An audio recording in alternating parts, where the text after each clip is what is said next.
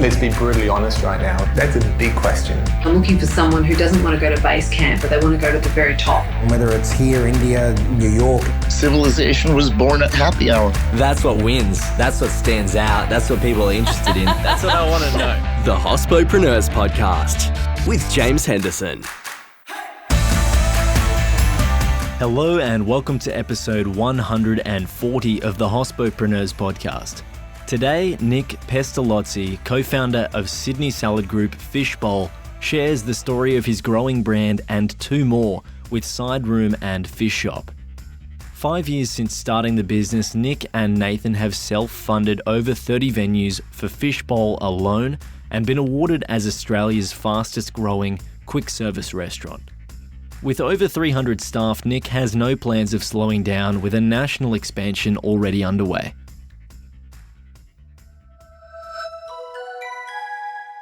Folks, so that we can keep running the show, Access Collins has sponsored this episode. Their revolutionary booking and inquiry management software for hospitality is designed to help operators increase foot traffic, maximize revenue, and tackle no-shows. And they're doing that. The average user on their platform sees 18% more web bookings, an increase of 25% on inquiry conversion rates, and up to 900 hours saved in admin each year through automation. If that might help you too, check them out at bit.ly/hosposponsor.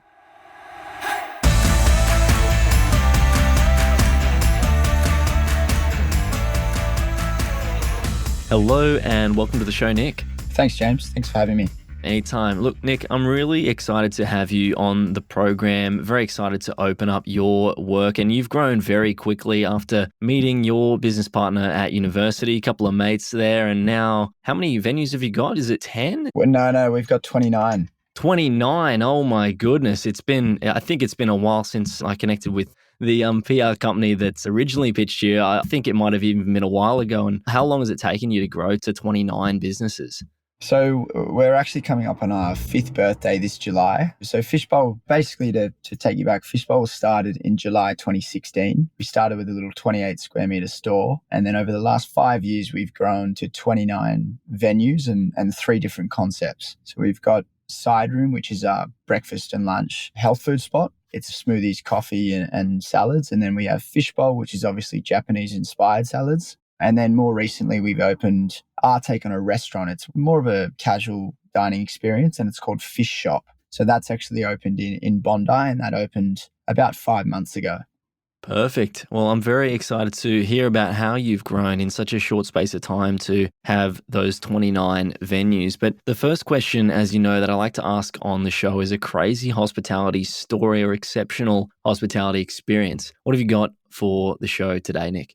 I've got a shocking hospitality experience, if you want to hear that. Sure. Back when I just finished school, I was 18 and I was hustling for part-time jobs because I wanted to save up and go traveling. So I remember I had applied at a waitering agency for a job and they told me I was going to get the role. So then after probably that day, I think I went into a restaurant. Zero experience in restaurants or waitering. And I told them that I'd been a waiter at this other agency. So they thought, oh, great, you must be good. They gave me a job. I walked out with a tray of red wine and it was a cute little restaurant. And I think I put one red wine down and meanwhile, the other one fell over onto the man's shirt. So that was a disaster, but something I won't forget. Oh, it happens. I think I have had one other red wine spillage story. Yeah, it wasn't good. I think I just stayed out the back for the rest of that evening. Did they get you back on for another evening? They actually did. Yeah. I stayed there for a while, so I didn't make the same mistake again. But, you know, on the crazier side, I would say our journey in the last 5 years is probably a crazier and a much more positive story because at the time we were completely naive and we really didn't have any experience in what we were doing. We were university students. We wanted to do something for ourselves. We wanted to fill a gap that we thought was missing in our lives. And it was really a product and an offering that we just believed was missing. And it was something that we wanted to enjoy, you know, on our weekdays, on our weekends. It was healthy, it was accessible, it was fun, it was affordable. And we just couldn't really find anything that hit on those points. So that was really how our crazy story began. We'll get into a little bit about the business in just a minute, but just before I do ask what it is that you're doing, I like to ask guests why they do what you do. So what is it that is really inspiring you to get up every day and do what it is that you do? What's really inspiring for us is the ability to have a positive impact on the people around us. And the more that we grow and the better that we do each day, we always like to say get better as you grow. So if we continue to do that, we'll have a much greater and bigger impact. Every location that we open, we don't just view it as a number or we're just opening for the sake of opening. Our mission is to change fast food and change the culture. That's what we like to say. And we understand that every area that we open in is giving more people an opportunity to have access to a healthy, affordable product that's also delicious. That was why we started from day one. There were no alternatives, and we felt like fast food was such an outdated, old school industry, and we kind of wanted to just shake it up. So I guess that's the motivator day to day, is building this brand that can have a lasting impact and just give people the opportunity to make healthier choices. And you said we in your answer there. Is your personal why, your mission different to the people around you? It sounds like that's your united mission and objective for the business, but do you have your own personal why that sits behind that?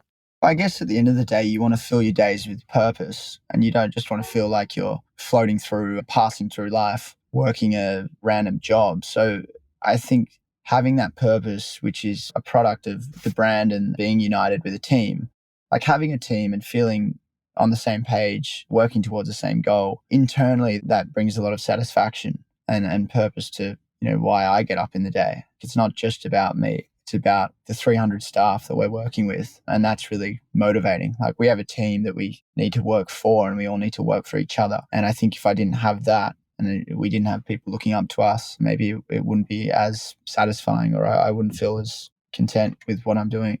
Fantastic. And there's a little bit more that I've got on your team later and how it's led to your success in the last 5 years. But what is it that you actually do with Fishbowl and your brands? So I'm the marketing director. So anything that's brand related, or how we're generating sales or finding new customers or deepening relationships with, whether it's the team, so internal marketing to the external communication, that for the most part falls under myself. We are quite a lean team, and we're in a growth phase now where we're hiring new people and we are growing and developing, just personally, myself as an individual, but also us as a business. So yeah, a large part of my time is spent in the marketing side of the business and really building the brand and starting conversations in our areas. We always like to say we have that store one kind of mentality, and we brought someone on as a marketing manager a few weeks back, and I was just trying to reiterate that point, which is just because we have 29 stores, at the end of the day, we're a food business, and you're really only as good as your one store. So we need to treat every location like it's our only one. And as soon as you start thinking that you're bigger than that is when you start to lose those connections with those individual customers in those areas. And at the end of the day, it's really, in our business, it is the people that are within 500 meters of your store that are the ones that determine your success or not. So for us, that's really important to us, and we can never forget that. And we can always find new ways just to reach new people in the area. Being in a marketing role there, what is it that you're doing differently to reach those people? We like to put a lot of our passions and interests into the business. And I think that's why we have managed to build quite a strong brand over the last 5 years. So we never saw what we were doing as just selling salad or selling food. But we always wanted to do more and build a bit more of a culture and a brand around the food. So in most of our locations, we've always done things like events, or we've done a lot of parties or music events. We've got a Fishbowl Run Club. As an example, Fishbowl Run Club is, we basically will pair up with local gyms or local trainers. We'll conduct an event once a month, just as an example, say at Bondi Beach, and basically be a $10, everyone will come along, they'll make a donation. We'll provide complimentary food after the run.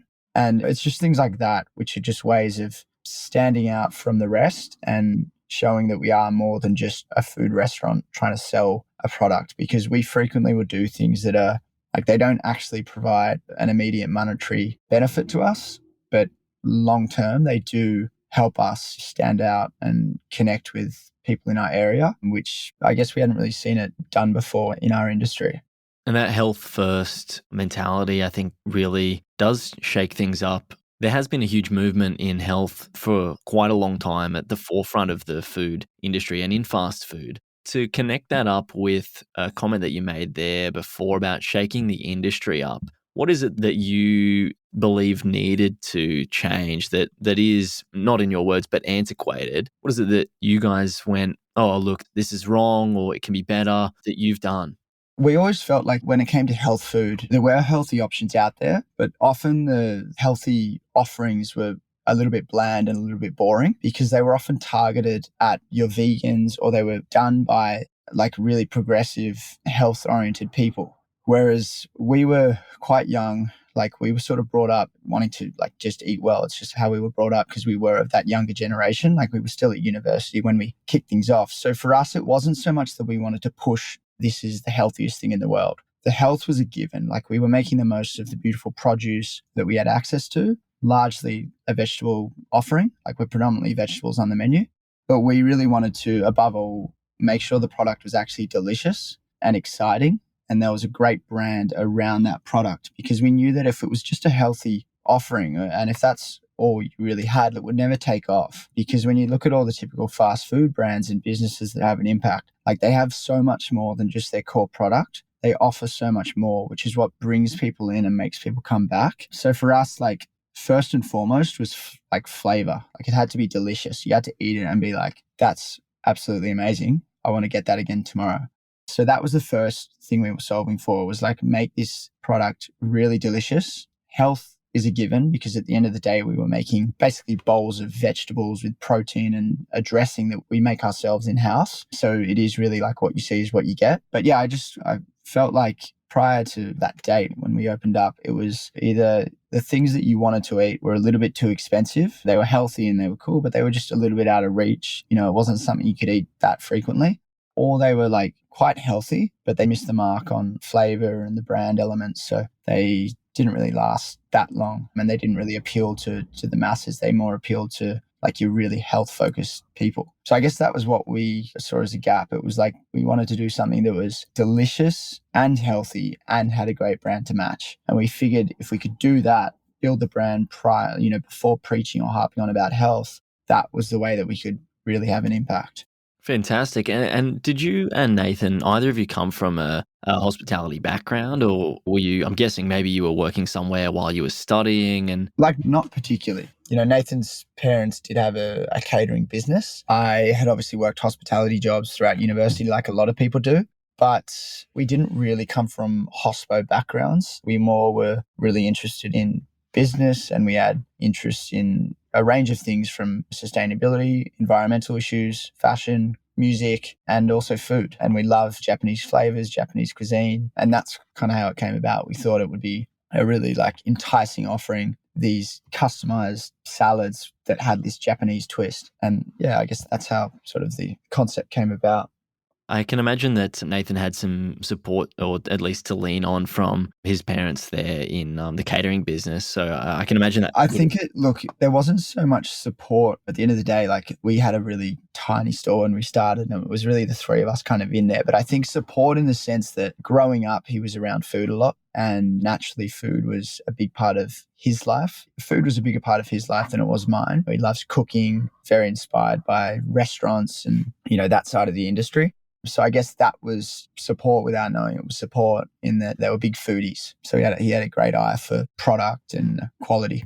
But being able to pick up all those things from not actually having hospo experience is quite an achievement to do. So you guys have ended up becoming, at least the last time that I'd read, Australia's fastest growing QSR. So do you have the top spot there still, or is there someone that fibed you there? It's hard to say. I'm not sure entirely, but I'll say yes, because I don't know anyone else that's got to 29 venues in 5 years. We've obviously done that self-funded. Like it really steamrolled from our first location, which was quite successful and we had great cash flow, and that allowed us to open our first, second, third location.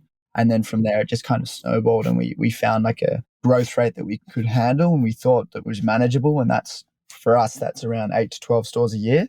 So we're really growing and we have grown as quickly as our customers have allowed us to grow, which I think has been really beneficial for us. And particularly in hospitality, in the restaurant industry, I think we don't want to get ahead of ourselves and take a whole bunch of money and then use that to open a large number of stores, because the way we've been doing it is quite a healthy rate of growth. And it means we really need to prove each restaurant and prove that they work before we open the next one. We can't just throw down 5 stores because we need the existing ones to be making a profit to open the next one. How did you navigate that growth and land on that number of 8 to 12 stores a year? Have there been any failures in that process? I can imagine you might have had some that you've really got to pivot or close or... We haven't had any failures, but at the same time, we've also learned a lot in the last 5 years. Stores that we would have taken, say, 4 years ago, we probably wouldn't take today. But I wouldn't call them a failure. They're just different stores to what we're seeking now. Now we're aware of how valuable time is, and we want a really amazing stores that speak to our brand, that can host a number of people inside. Whereas when we were in the early days, we might see a good deal on a really small location, and that may have been something that we took. They're still great stores, just longer term. It's not what we're looking for, moving forward, because we just want those sort of A+ sites that are really going to give us a better return for our money, if you know what I mean. How did you find that rate of growth? How did you come to that? For us, it was quite organic. We're comfortable opening a store a month. That gives us enough time to manage that store and to manage that growth and to ensure that we have the right team in place and set up for that opening. We've got a good grasp on our team. We know where we're at, and we understand who we can hire and how much time we need to do that, and what it takes to train, a team for a new location. And opening a store a month is quite manageable for us. It gives you a good amount of time to promote, to train, to lead up to that opening, and then also to carry on after it's opened and ensure that the right systems and things are in place to ensure it's a success. I think we've had periods where we don't open a store for a few months and then we end up opening 4 in a really short period of time, in the same month. And it is always a little bit more stressful. It's a little bit harder to manage. So we're just aware that a store a month is a really healthy growth rate for us. It's a really manageable growth rate. And for where we're at this stage of the business, that's what we're looking to do moving forward for the next couple of years. So for listeners that aren't in the industry or aren't in retail, the retail end of hospitality, what are some of those things that you're looking at as those 1%ers that are really adding a lot of value throughout those openings? Obviously, the team that we have in place is crucial to our success. So do we have the right opening team that are good representatives of the brand and what we're trying to do? And also, are they the right people to train the new team? So who's the new manager that's going to be in place? Who are their supervisors? Who are the casual workers? And just getting everyone aligned on, the same page, the same mission, so that anyone that comes through the door can have a great experience, whether they come in the first week or they come in the second month. That's probably one of the most crucial elements to what we do and how successful a store opening is or isn't. So I think it really comes down to the team. On your team as well, you've mentioned this to me before with regards to your team and the culture that you've created there. What is it that you do that really does inspire them and get them behind that mission that you've created for the business? I think we just have really open communication with all of our staff, and we try and keep everyone on the same page and aligned on the same mission. So whether you're in the office or you've been working there for a week, everyone receives the same, essentially like a guideline as to who we are, what we are. But then it's more frequent than that too. It's WhatsApp communication. We have a culture fund is what we like to call it. So every team is allocated, they've got their own little fund, and they can utilize that on a quarterly basis to take their team out, do fun things with the team, whether they're new, old staff. It's just about having everyone together and making everyone feel welcome as part of the family that we've really become. It does feel a bit more like a family than it does a workplace. And I just think that's really important to the customer experience when they walk into the store, because if the team isn't happy and enjoying where they're at, a customer will feel that when they enter a store. So taking care of our staff is, one of our top priorities. What are you looking for when you're bringing staff on then? So if you want them to fit in with that culture that you have and the mission that you've created, what is it that you're looking for in those initial managers to lead the team and the staff that they bring on? We want good team leaders that are going to be respected by the people around them. So it's less about people that are, in hospitality, you might have high performers and achievers, people that can hit their targets and they'll do anything to reach their numbers. But I think the best managers and area managers that we've seen are the ones that are really personable and really good at motivating and inspiring their team to just be better. They look out for others before they look out for themselves, and they're just enjoyable to be around. There's nothing worse than going into a venue when you can just sense that there either is no team leader or the team leader has, that negative kind of energy that it leaves a bad tone in the venue. So I think, like with any team, like with a captain of a football team, they need to be able to motivate and inspire the team to be better. It's not necessarily about having that star employee or that star player. It's about having like the personable guy that's respected and can motivate those around him. So that's what we look for. We just want good individuals that try really hard, that are motivated to get better and are driven by the right principles and they've got the right intentions. How do you vet for that before you've seen them perform in the venue and look after their staff? Obviously, if you've got one a month, then you're constantly looking for new managers. So are you bringing them on from other stores or are you hiring internally? Or often we hire internally. So we've got such a large pool of staff now that ideally all of our managers will come internally, and that will be someone that they're doing a really great job in one of the stores. They've started as a mixer and they've worked their way up to a supervisor, and we've acknowledged that they have, really great potential to lead a team. And then in that case, we'll approach them and see if it's of interest to them, and we'll line it up like that. So we often try and line up future leaders from within the company, because you're exactly right. It's really quite difficult to do it when you don't know anything about them. It is a lot more of a gamble. So we don't really tend to go through recruiting agencies or anything like that. We try and hire from within and bring people up that have been with us for a while. what is it that you're learning about or exploring at the moment? So this could be something personally, professionally. Where are you pushing forward or innovating? One of the challenges of growing at the rate that we're growing at, and one of the things that we want to uphold, is we want to keep that special, intimate feeling that we had when we had 1, 2, 3 stores. But we want to keep that for every store that we have. So at 29 stores now, it's how do we keep that feeling and that experience that we had from the start from a cultural standpoint? How do we scale that? And how do we carry that across and throughout all of our team? Because I think it's typical of, say, hospitality, that you think typically as things get bigger and they scale, they get worse and the product gets worse, the experience gets worse. So what we're striving for, and what I think is, one of the challenges of what we're doing, is like, how do we counter that and actually prove that we can get better as we grow? We believe we're doing a good job at that. At the moment, that's one thing that I'm thinking about a lot, and it's something that we're trying to tackle. Coming out of COVID, we lost a lot of staff and we've got a lot of new employees now. So getting that cultural set of values across to the team so that the experience for the customer is as it's intended to be is the challenge, and that's what we're trying to strive for. It's something that people don't expect when a food business scales. So that's something that I think has helped our success to date, is that people still feel that we have 1, 2, 3 stores. Like regularly we'll meet someone and they say, oh, do you guys have 1 store? Or today, for example, you went entirely across how many stores there were. And I actually don't see that as a bad thing. I see that as a really positive thing, because if people still think of us as this small, cool little restaurant, but in reality we are scaling and we have scaled, I think that's a really positive sign, because it's not something you would expect from a fast food business. Typically fast food businesses, they don't get better as they grow. The product gets diluted, the experience gets diluted, and they lose a lot of what made them special years ago when they had that one venue. So that's what we're striving for, is to keep that Fishbowl experience and that innovative and new fast food experience intimate and special as we grow. How are you ensuring that that's the case, and how are you learning tools to make sure that you do that? We always hold each other really accountable, and we spend a lot of time and attention on all the finer details of what we're doing. So whether it's hiring new people for the operations team so that we can improve the training side of the business, or the waste management side of the business, that's something we've been working on a lot lately. We've got someone in HR now, so we're focusing a lot more on that hiring process, like who are we hiring and why are we hiring them, and what's the procedure for teaching them the ropes when it comes to marketing and holding that store one mentality. I can't be across every store like maybe we used to be able to.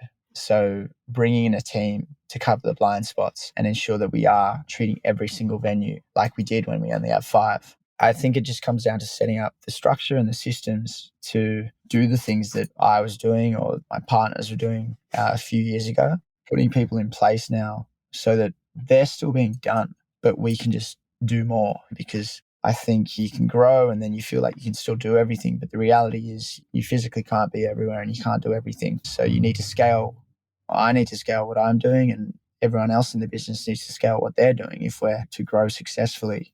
With that growth and the people that you may have looked to initially, I'm interested to know if there are some businesses out there that you've been modeling your growth on, and maybe there might have been some case studies back when you studied, or have things developed there? Are there businesses out there that you're looking to model your growth on?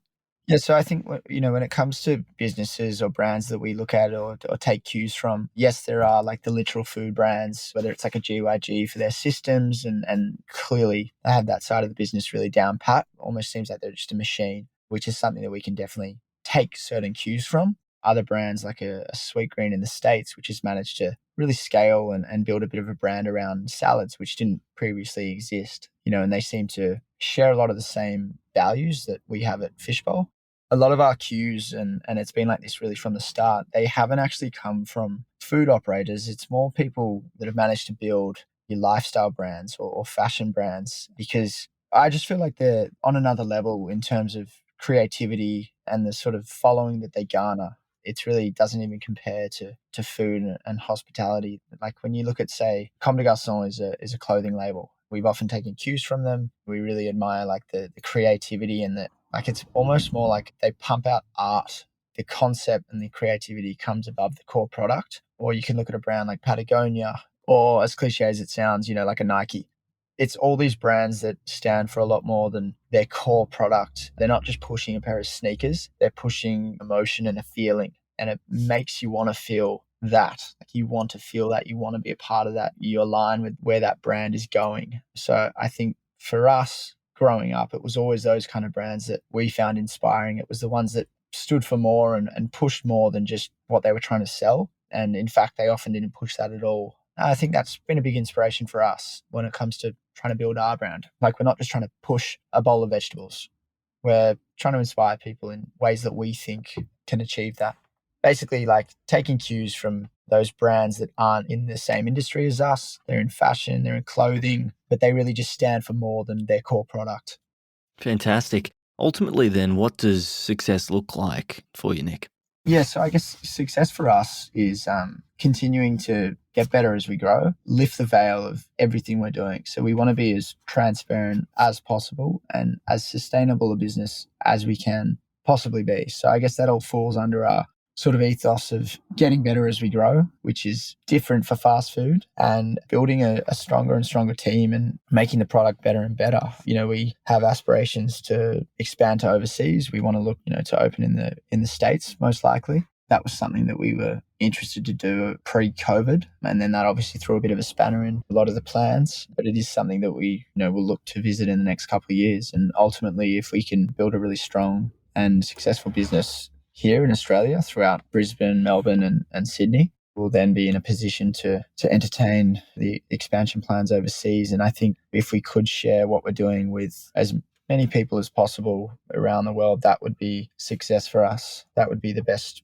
possible way for us to have a real impact and make the most of what we think is, a concept that's worth sharing. Fantastic. Look, Nic, thank you so much. I just have one last question for you today, and that's, who would you like to hear on the show? Who would I like to hear on the show? You know what? I plugged them before, so maybe get Stephen Marks on from GYG. Okay. He's a character. You got to get him on. He's got a lot to say, and he's extremely experienced, and they're doing really exciting things. Awesome. Love to. Look, Nic, thank you so much for joining me on the program. It's been a pleasure having you on, hearing about your growth over the last 5 years and very exciting plans for the future. So thank you again, and I'm looking forward to staying in touch. Thank you very much. Thanks for having me. This program is hosted by James Henderson, with technical production by Jake Olver. Voiceovers were by Angus Brennan and Shim Phelan. Thanks to our distribution team, and a special thanks to you for tuning in every week. This program was produced by H Media. We'll see you soon.